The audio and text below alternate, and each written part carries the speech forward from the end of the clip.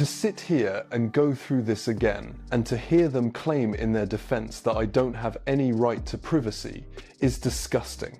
They have made my wife's life an absolute misery, my lord. Prince Harry nearly broke down in tears in court today, weeping about Meghan Markle's misery.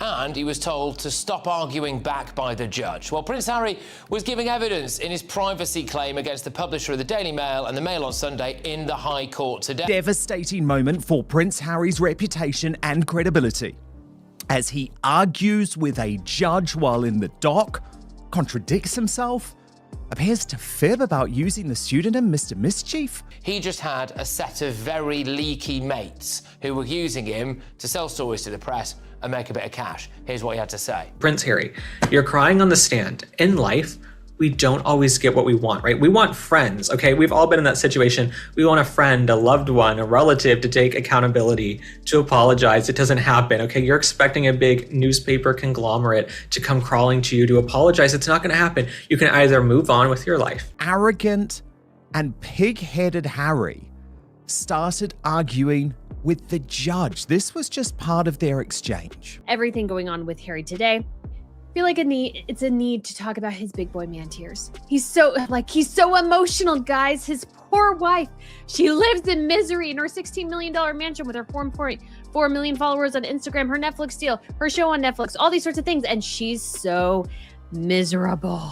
Well, as we all know, Prince Harry is in the UK. He is testifying around this case that he has against the Associated News. Prince Harry, right before we got on here, we also found out he's on the stand today in London. He's in court. I feel like every time we come on here, Prince Harry's in court. He doesn't look great in the court sketch, I'm going to be honest. Prince Harry broke down in big boy tears as he gave some testimony today in his lawsuit against the Daily Mail, claiming that they have made his wife's life an absolute misery. A member of the British royal family became the focus of intense courtroom attention after a tense day at the High Court in London.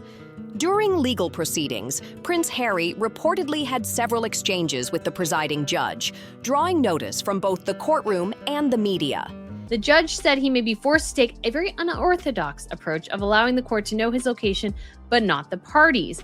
Otherwise, he asked whether solicitors and counsel could be made aware of his whereabouts on the basis that they must not share it more widely. Mr. Poole said his client was considering his position. The Associated Newspapers is a subsidiary of the Daily Mail and General Trust, Lord Rothermore's holding company, which has agreed to acquire the Telegraph for $500 million.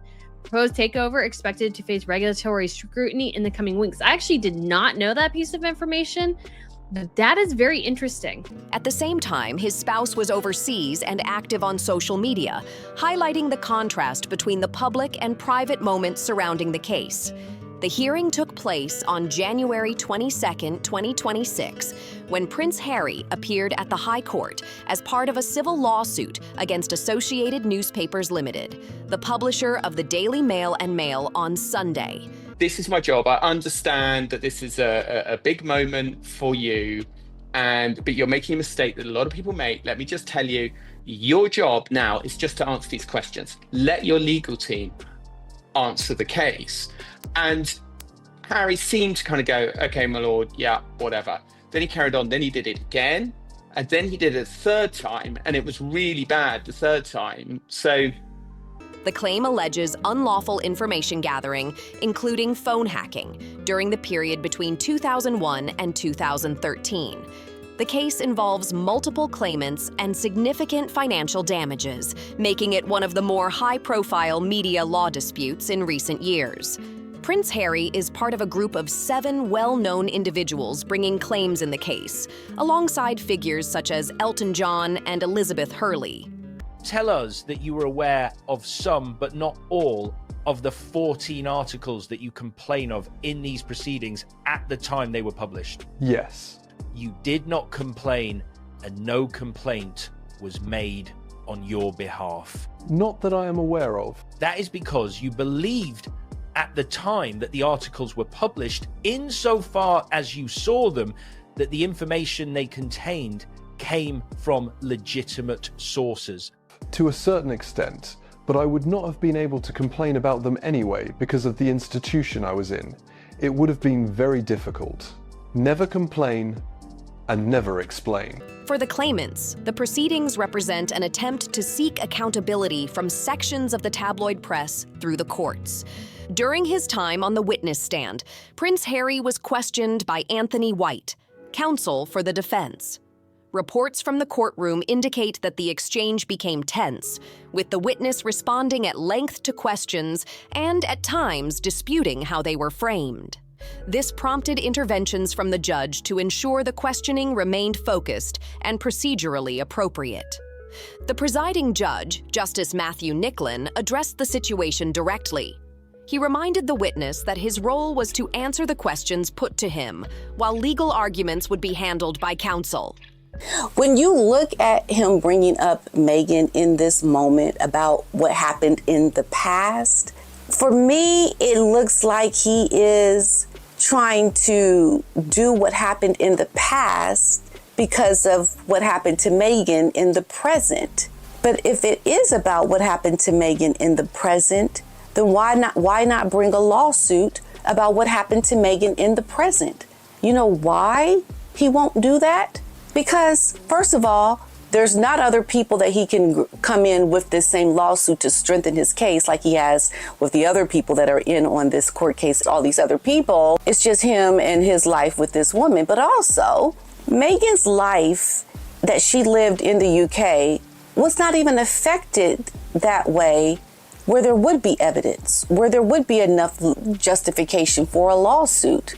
It is all caught up on an emotional high, emotional roller coaster of, having to work with the press, having to then be, part of the press's news gathering, story making arm. And there's no real balance between the two. But at the same time, that's just the life you get. It's a quid pro quo. You get this luxurious life. You're born into privilege.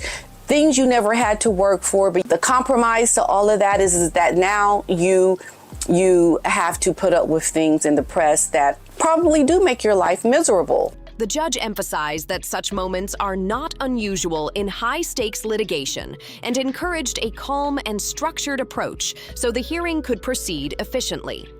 Despite earlier guidance from the court, the exchanges continued. So this is mostly over his time with Chelsea Davy. Not Meghan Markle, Chelsea Davy, the woman who I think honestly probably truly loved Harry for Harry. And I don't think she was all that interested in royalty, the royal trappings, in the money or the fame, anything like that. She is not interested in that. She's proven that over her years since. Meghan Markle, meanwhile, was absolutely attracted not to him, but to what he could give her. So let's keep going. So there was a moment he took the oath, and Harry says, "For the avoidance of doubt, I'm not friends with any of these journalists and never have been. My social circles were not leaky. I want to make that absolutely clear." Oh, Harry, poor Harry. They were. It's crazy to think they weren't. And it might not be that, let's say, they were consistently leaking, but there might have been some people who are like, yeah, I need an extra 100 pounds and maybe they'll pay me for info. On more than one occasion, Prince Harry responded to questions in a way that went beyond direct answers, prompting further intervention from the bench. As the session progressed, the judge's tone became increasingly firm, particularly when the discussion moved into definitions and practices within journalism. At one point, Prince Harry challenged how journalistic sources are understood in media law. This led the presiding judge, Justice Matthew Nicklin, to clarify that media law is his professional specialty and that the court would rely on established legal standards. The judge reminded the witness that courtroom procedure requires witnesses to answer questions rather than debate legal interpretations. You are going to just keep looking in that rearview mirror and try to get some justice about what happened to you with the ex-girlfriend, and you're married now to another woman with a child, but this is so important that you feel that you need to make a big hoopla out of this. Something does not sit right with me. It doesn't make sense. But let's just look at what happened today, Wednesday, with Harry's court case. He was very emotional as he tells the publisher that when he talks about in his testimony how these publishers of these news articles made Meghan's life a misery. This dynamic is significant because the case is being heard without a jury. In a bench trial, the judge alone is responsible for evaluating the evidence, assessing credibility, and ultimately delivering the verdict. As a result, courtroom conduct and clarity of testimony carry particular importance. Observers present in court noted that Prince Harry appeared unsettled during his testimony. Prince Harry is apparently crying on the stand and saying this. This is a direct quote we have from the New York Post. "They've made my wife's life an absolute misery. I think it is fundamentally wrong to have to put all of us through this again when all we were asking for is an apology." One legal analyst described him as visibly uneasy and slow to fully settle into the witness role. These impressions followed a procedural development the previous day when the defense team shortened its opening submissions, resulting in Prince Harry being called to testify earlier than originally expected. During his evidence, Prince Harry also spoke emotionally about the personal impact of press coverage on his family. According to court reporting, his voice wavered as he stated that media actions had caused significant distress to his wife, and that he believed it was unfair for those involved to revisit the matter. He expressed that what he had sought was an apology and accountability. However, the court has emphasized that the legal issues under consideration relate specifically to alleged phone hacking and unlawful information gathering during the period from 2001 to 2013. The judge's task is to determine whether the evidence supports those claims within the defined legal timeframe, separate from broader personal or emotional concerns. A key point raised during commentary around the case is the timeline of events. Prince Harry did not meet Meghan Markle until 2016. The legal claims before the court concern articles and alleged information gathering activities that took place between 2001 and 2013. As a result, the court has clarified that the case does not involve events from their relationship or marriage. This led to questions from observers about why references to Prince Harry's wife arose during testimony. From a legal perspective, the judge's role is to assess evidence related strictly to the claims within the defined timeframe. Matters outside that scope, including later personal experiences, are not directly relevant to determining liability in this case. During the hearing, Prince Harry attended court alone in London. At the same time, media reports noted that Meghan Markle was in Montecito, where she had recently shared lifestyle-related content on social media. Harry's evidence came forward a day. So Harry originally wasn't meant to be giving evidence until tomorrow. Now, I think it scrambled him a bit.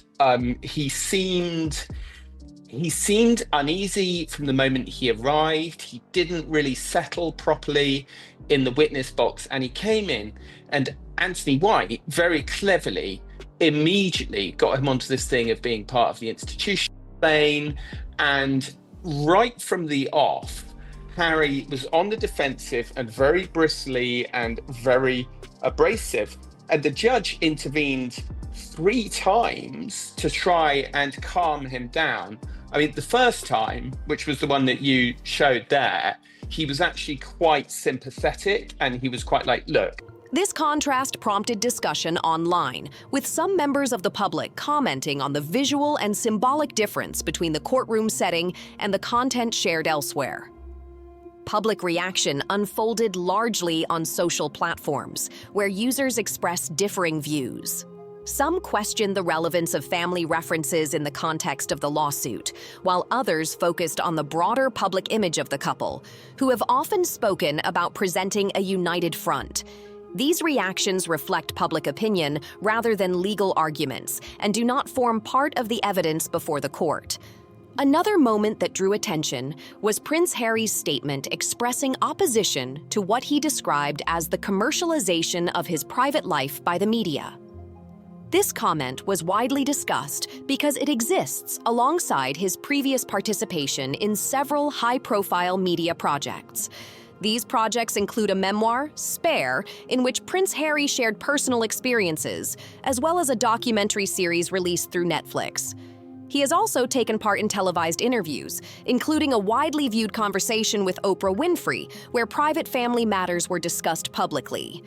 Commentators and members of the public have noted this contrast, debating where the line lies between voluntary disclosure and unwanted media intrusion. Prince Harry's court case against Associated Newspapers, that's the publisher behind the Daily Mail, is set to begin Monday, and ABC News understands that Prince Harry will be there on opening day. In a pretrial hearing today, lawyers for both sides stood before the judge discussing witness testimonies and other last-minute amendments to the case. Now, Harry's bringing the case against Associated Newspapers along with 6 others, including Elton John and Liz Hurley. They're arguing that the newspapers hired private investigators who used unlawful means to gather information on them in the late 90s and early 2000s. While these discussions are prominent in public discourse, the court's task remains focused on whether the specific legal claims regarding unlawful information gathering during the early 2000s are supported by evidence. Commentators covering the case have suggested that a central tension lies in how Prince Harry approaches control over his personal narrative. While he has chosen to share his story through commercial projects, he has also argued in court that sections of the press had no right to publish information about his private life without consent. This contrast has become a recurring theme in public discussion surrounding the proceedings. Another aspect of the case that drew attention involves Prince Harry's former long-term partner, Chelsea Davy, whom he dated until 2010. The trial is still ongoing, and Associated Newspapers, the publisher of the Daily Mail and the Mail on Sunday, deny all the claims. But do you have sympathy for Harry, or in that case, Howie, or not? Let's get the thoughts of my panel. The Director of Popular Conservatives, Mark Littlewood, pub landlord and activist Adam Brooks, and journalist and broadcaster Nina Mishkov. Right, OK, so Mark, where are you on this saga? You know, Prince Harry, of course, desperate for privacy, deciding to continue to pursue a court case. Yeah, limited sympathy. I mean, I think on a human level, you've got to recognise he's gone through a lot of trauma. He can't cope with all of this. It's a nightmare for him. So on a human level, a modicum of sympathy. But I think he's doing himself absolutely no favours here. I'm afraid part and parcel of being a member of the royal family is that there is intense media interest in you. That's the bad luck of the draw when you've won the lottery on the other side of the draw, because you're obviously made for life if you're born into the royal family. Chelsea Davy is not a party to the lawsuit. She is now married, has children, and runs a successful jewelry business, largely outside the public spotlight. However, several of the articles referenced in the claim relate to the period of their relationship, and Prince Harry testified about the effect media coverage had on her at the time. During his evidence, Prince Harry stated that he had spoken with Chelsea Davy shortly before giving testimony in order to reflect on events from that period. This disclosure prompted discussion among commentators about the impact of revisiting historical relationships within an ongoing legal case. Public reactions to this aspect of the testimony varied and remain part of broader online commentary rather than the legal issues before the court. The defense also raised questions about Prince Harry's past interactions with journalists. Lawyers for Associated Newspapers Limited referred to a social media account known as Mr. Mischief, which they allege was used to communicate with members of the press, including Charlotte Griffiths of the Mail on Sunday. I think part of him is happy to be there because he misses the British culture and he hates being at the house with Meghan. I think Prince Harry would rather travel to London to sit in a courthouse than be stuck in the asylum with her in Montecito. Okay, I just think that's the truth. And then some other bad news in Harry and Meghan world, their show has been canceled. Season 3 of With Love, Meghan has been canceled by Netflix. They won't be doing any more, which I'm not shocked because nobody was watching it, okay? That show is like number 5,206 on the Netflix charts. So Harry and Meghan, I think they're done. Okay, Harry and Meghan, if I were you guys, your show's been canceled. You're not going to be the next Martha Stewart, Meghan. I mean, the fact that Meghan Markle had a cooking show and she moved pretzels from one bag into another was crazy. Prince Harry denied operating the account. the matter remains disputed and has not been conclusively determined by the court. Additionally, the defense cited responses from journalists named in the claim, including Katie Nicholl, who, through legal representatives, stated that she had been invited by Prince Harry to attend social events during the period in question. The defense argues this demonstrates a more complex relationship between Prince Harry and members of the press than that of an exclusively adversarial nature. These assertions form part of the defense's case and are subject to judicial evaluation. The most serious development reported during the proceedings concerns Prince Harry's legal representation. According to court observers, there have been indications that key members of his legal team have resigned or are considering withdrawing from the case. In legal practice, such developments are considered unusual during an active trial. Legal analysts have noted that when counsel withdraws mid-proceedings, it can suggest fundamental disagreements over legal strategy, evidentiary strength, or the sustainability of a client's instructions. Any such decisions, however, fall within professional and ethical obligations and do not, on their own, determine the outcome of the case. Yes, Harry. Keep crying. Keep trying to make this make sense. Because what I say is you married a woman who wants to be in the newspapers. That's also a different video. But do you see how complicated this is for Harry? Do you think he's understanding that his wife is not Chelsea Davy, the one that wanted nothing to do with the press? His wife is the one that continues to put their children on social media. His wife is the one that continues to try to make a name for herself in the media, in news, on social media. And his life is a misery. The misery you are in now is because of the kind of woman you married that is definitely trying to do a dance with the devil in the media. Because don't get it twisted, people. The conflict is really between Meghan and Harry. According to reporting from the courtroom, the issue facing Prince Harry is not a rejection of the legal process itself, but growing skepticism around his version of events. Lawyers representing Associated Newspapers Limited arrived with extensive documentation, including emails, phone records, and material they argue demonstrates lawful journalistic practices. Their position is that many of the 14 articles cited in the claim were based on information provided voluntarily by sources, including individuals from Prince Harry's own social circle. The defense has indicated that several journalists named in the case are prepared to testify, including Rebecca English and Katie Nicholl.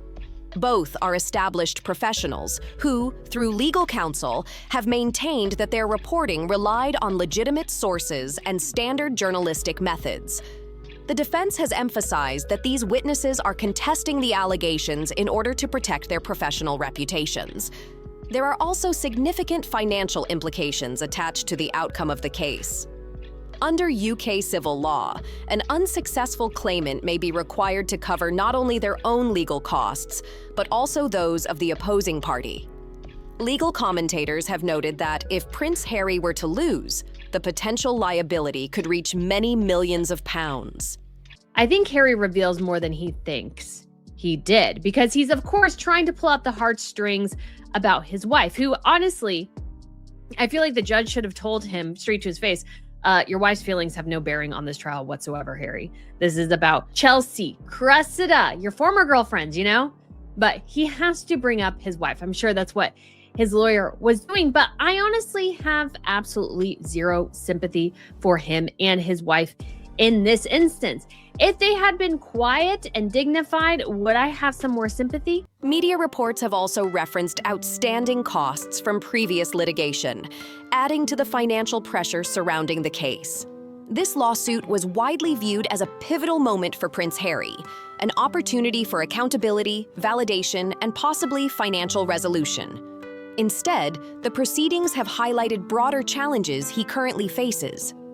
Having stepped away from the royal institution that once provided structure and protection, he has attempted to establish a new public role through media, publishing, and commercial partnerships in the United States. Some of those ventures, including projects with Netflix and Spotify, have since ended or failed to continue as originally planned. As a result, this legal case has taken on heightened importance, both symbolically and practically. Courtroom conduct, disputed evidence, and questions around credibility have all become part of the public conversation. At the same time, the absence of Prince Harry's wife from the courtroom during key moments has been widely noted, adding to discussion about optics and public perception, even though such observations remain outside the legal merits of the case. Ultimately, the court will decide the outcome based on evidence and law, not public opinion. However, reactions online suggest that many viewers see a disconnect between Prince Harry's stated opposition to media intrusion and his own voluntary participation in highly commercialized media projects. That perceived contradiction has shaped much of the commentary surrounding the trial. The central question remains open. Is this a justified attempt to challenge unethical media practices, or a case weakened by conflicting narratives and past choices? That is for the court to determine. What do you think? Is Prince Harry right to pursue this case against the tabloids, or does it undermine his own arguments? Share your thoughts in the comments below. If you found this breakdown helpful, make sure to like the video, subscribe to the channel, and turn on notifications so you don't miss the next update.